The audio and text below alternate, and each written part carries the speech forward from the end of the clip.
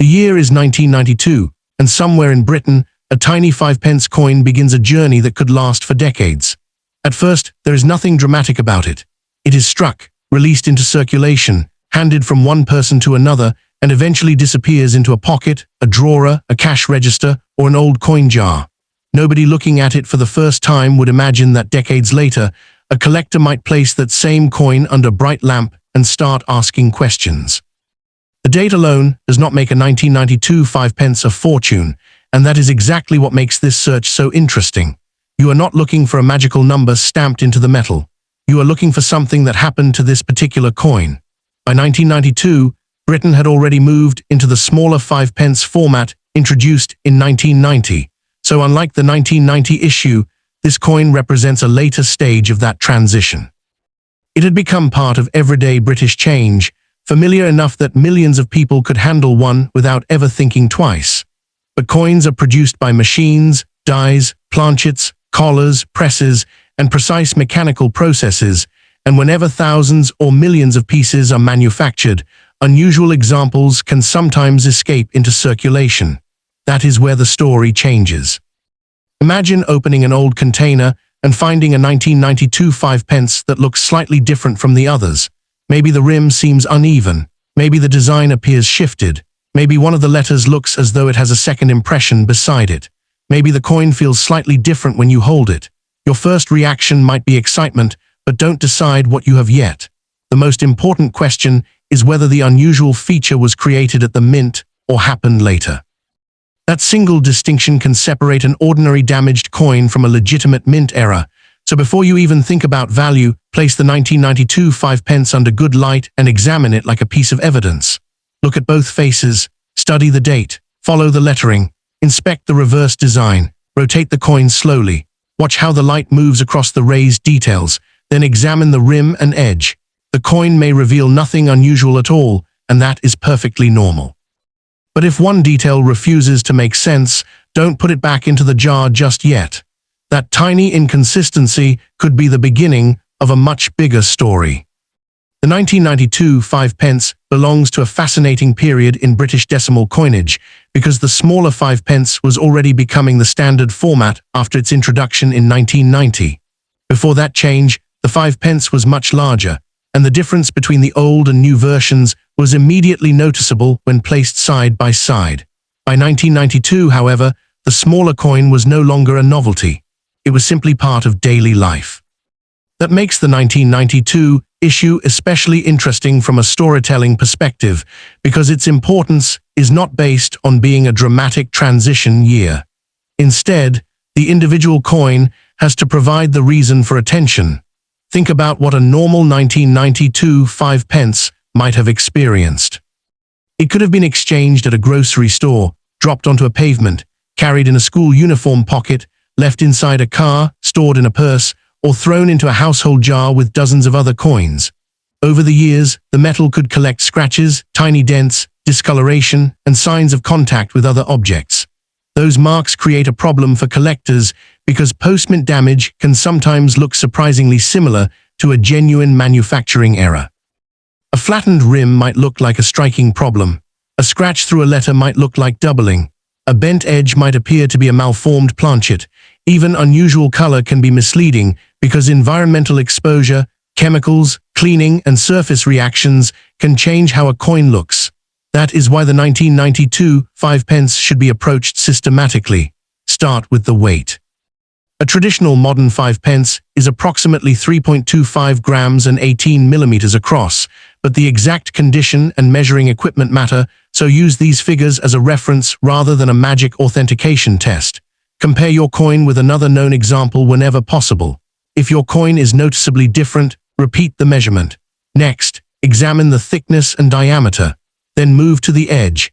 Is it consistent around the entire coin? Are there areas that appear unusually broad, narrow, or incomplete? After that, study the strike. Are the raised details sharply formed? Does the design appear centered? Is there a section that seems missing because of a weak strike, or is it actually worn down from circulation? Those questions may sound simple, but they force you to examine the cause instead of merely reacting to appearance. This is the difference between casual searching and serious collecting. A casual collector sees a strange mark and thinks, valuable. A serious collector sees the same mark and thinks, what process could have created this? That second question is the one that can lead you toward the truth. One of the most exciting possibilities with any 1992 five-pence is a genuine striking error, but this is also where collectors need to be especially careful. Imagine a blank planchet positioned incorrectly when the dies come together. Instead of producing a perfectly centered coin, the design may be pushed toward one side, leaving an unusually large area of blank metal on the opposite side. If the displacement is dramatic and clearly mint-made, collectors can become interested. But if the coin was struck normally and later damaged by impact, the result can look completely different under magnification. That is why an off-center appearance must be evaluated across the entire coin. Does the rim and design displacement make mechanical sense? Is the shape consistent with a striking event? Are there signs of a later impact? The same principle applies to clipped planchets. A genuine clip originates during the blanking process, before the coin receives its final design, and specialists look for specific characteristics that distinguish a mint-made clip from a piece damaged after leaving the mint. Then there is the possibility of a wrong planchet error, where a blank intended for another denomination or type of coin is struck with the wrong dies. Such discoveries can be extremely interesting because they combine two normally separate coin identities. But again, the coin must be authenticated. A worn or altered coin can produce misleading measurements, and modern experimentation or damage can create appearances that resemble genuine mint errors. Another area that attracts enormous attention is doubled lettering. If the 1992 date or another part of the inscription appears to have a second image beside it, resist the urge to immediately call it a doubled die. Genuine die doubling has recognizable characteristics. While mechanical doubling and post-mint damage can create superficial similarities, under magnification, you want to examine the shape, direction, and relationship of the suspected duplicate detail. Does it follow the design in a consistent way? Does it have the characteristics expected from a die-related issue? Or does it look like metal was pushed, scraped, or flattened after the coin was struck? Sometimes the difference is impossible to determine confidently from a photograph. That's when professional examination becomes important. And there is another reason not to experiment at home. Every alteration can destroy evidence. If you scrape the edge, polish the surface, clean the metal with chemicals, or attempt to reshape the rim, you may make the coin harder to authenticate and potentially reduce its collector appeal. A genuine error should be preserved exactly as found whenever possible. The safest collector is not the person who knows how to make a coin look unusual.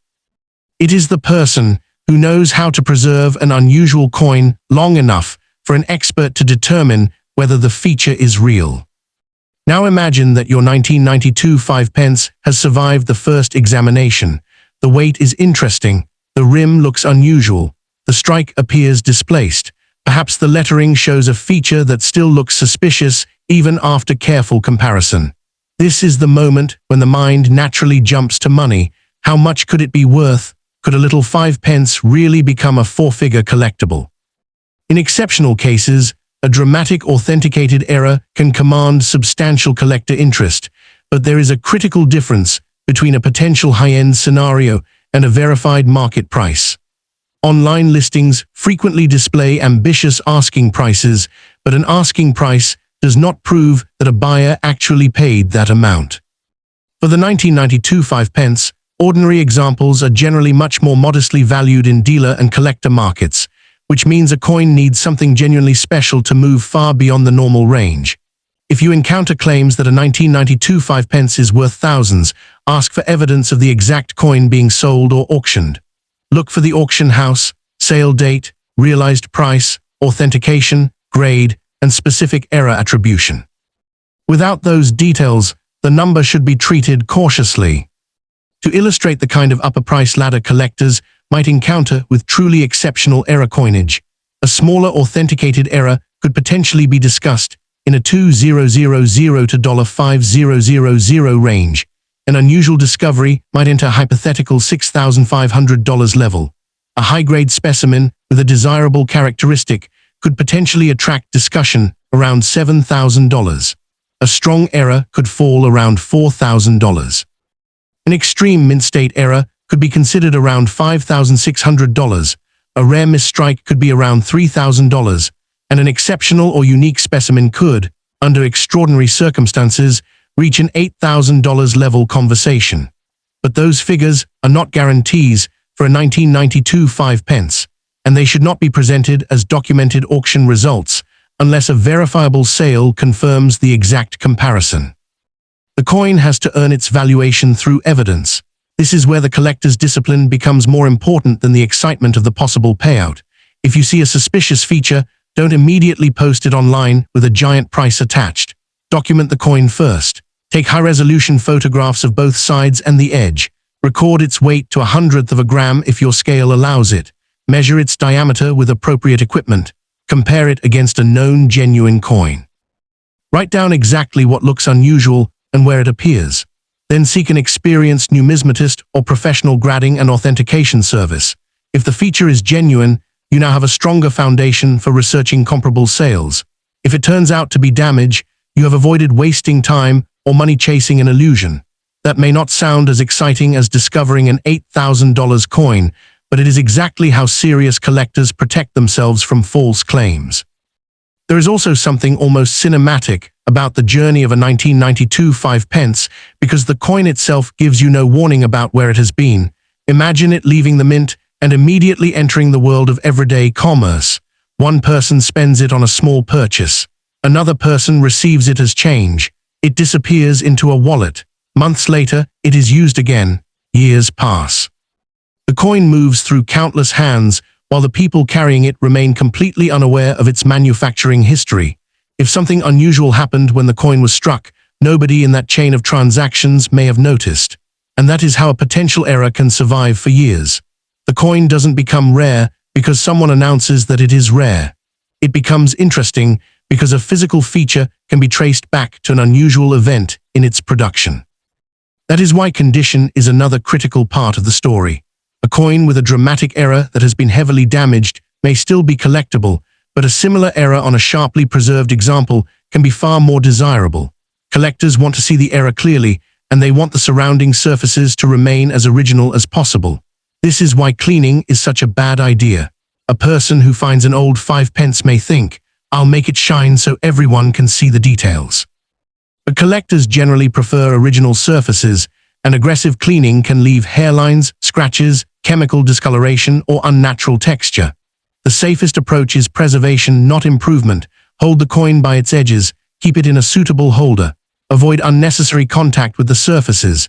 If you need to photograph it, use good lighting and avoid harsh reflections. Take pictures from several angles, especially if the suspected error involves the rim or strike. For doubling, capture close-up images of the relevant letters or numerals. For a possible wrong planchet piece, photograph the entire coin beside a ruler or known reference only when doing so does not risk damaging it. And remember that photographs can suggest a possibility but cannot always establish authenticity. Some features simply require hands-on examination. If your coin has a dramatic anomaly, professional authentication is the safest route. An expert can determine whether the feature is consistent with a mint error, a die characteristic, a planchet problem, or damage that occurred later. That professional opinion can be the difference between an interesting coin and a credible collectible. More importantly, it can protect you from making a decision based on excitement rather than evidence. The most dangerous moment comes when someone finds something that looks valuable and immediately starts imagining what the money could change. Maybe the collector is struggling financially. Maybe the old coin was found unexpectedly. Maybe it belonged to a relative. Suddenly, the possibility of thousands of dollars becomes emotionally powerful. That's when mistakes happen. Someone cleans the coin. Someone scratches it to test the metal. Someone bends the rim because they think it might reveal something underneath. Someone sells it immediately to the first person who offers cash. Or someone spends it because they believe an online comment saying it is worthless. Each decision can erase information that might have mattered. If your 1992 5-pence looks unusual, protect the evidence before thinking about the price. Weight first, measurements next, metal characteristics after that. Then strike, rim, edge, and lettering. Look for genuine doubling rather than assuming a shadow is a doubled die. Examine whether an unusual shape could have formed during blank preparation rather than through later damage. Compare the coin with known normal examples. Search for documented references to the specific characteristic, and if the evidence still points toward a genuine error, get professional authentication. Only then should you begin researching market value. This order matters because value follows identification. You cannot accurately value a coin until you know what it is, and you cannot confidently identify a suspected error without considering how the feature was created. Think of the process like solving a mystery. The date is the first clue, not the conclusion. The weight is another clue, the rim is another, the strike is another, the lettering is another. When all of those clues point in the same direction, the case becomes stronger. When they contradict each other, slow down. A coin can look extraordinary in one photograph and completely ordinary under a microscope. A supposed error can disappear when compared with a known example. A supposed rare metal can turn out to be a surface effect. A supposed double date can turn out to be mechanical damage. That is why responsible collecting is built around verification. You are not trying to prove that the coin is valuable. You are trying to discover the truth about the coin. If the truth is exciting, great. If the truth is ordinary, you have still gained knowledge that can help you recognize the next discovery. And now comes the part that every collector secretly hopes for, the moment when the evidence finally refuses to explain itself as ordinary damage. Imagine you have a 1992 5-pence with an unusual strike. You compare it against several normal examples, and the difference remains. You weigh it, and the measurement is repeatable. You examine the rim, and the unusual formation appears mechanically consistent. You study the lettering, and the suspected doubling has characteristics that make it worth professional examination. You send photographs and then the coin itself to a specialist. Days later, the result comes back. The feature is genuine. That is the moment the coin changes. It is no longer simply an old 5-pence with an interesting mark. It is an authenticated example of something unusual that happened during production. Now, and only now, does the price question become meaningful. A small authenticated error could potentially attract serious interest in an exceptional market, perhaps entering a $2,000 to $5,000 range if strong comparable evidence exists. A more unusual find could potentially reach around $6,500. A high-grade example with a major desirable error could be discussed around $7,000. A strong error could potentially be valued around $4,000, while an extreme mint-state error might attract attention near $5,600. A rare misstrike might be discussed around $3,000, and an exceptional or genuinely unique specimen could theoretically reach an $8,000 level result. But again, these are scenario figures, not promises, and not automatic values for a 1992 5-pence. The actual market result depends on the exact error, authenticity, condition, rarity, collector demand, and the circumstances of the sale. A documented auction result is stronger than an advertisement. A certified coin is stronger than an anonymous photograph. A specialist attribution is stronger than a comment from a stranger. Those distinctions protect collectors from the biggest trap in modern coin hunting, confusing possibility with proof. If a coin really is exceptional, you do not need to exaggerate it. The evidence will speak for itself.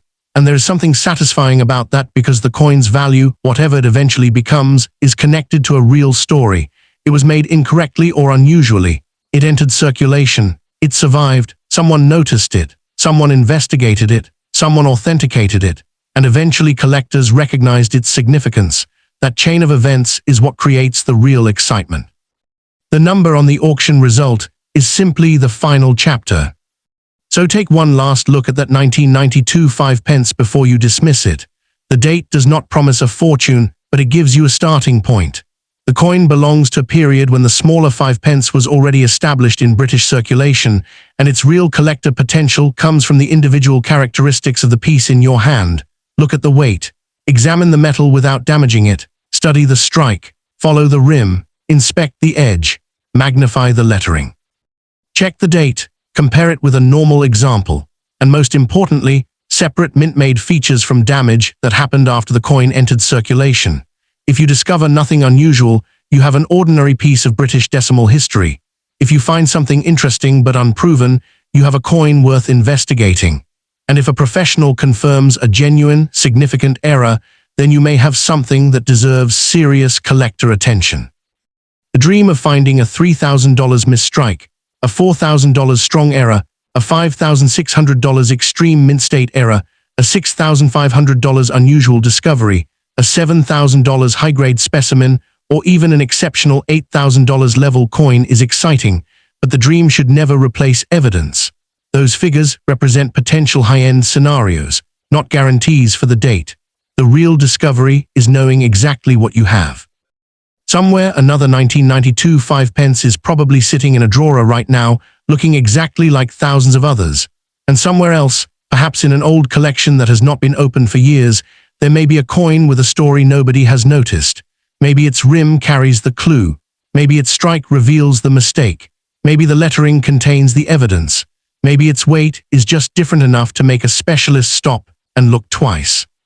The difference between those coins may be almost invisible to someone rushing through a handful of change, but to a careful collector, that tiny difference can be the beginning of an investigation. So don't clean it, don't scratch it, don't bend it. And don't spend it until you know what you are looking at.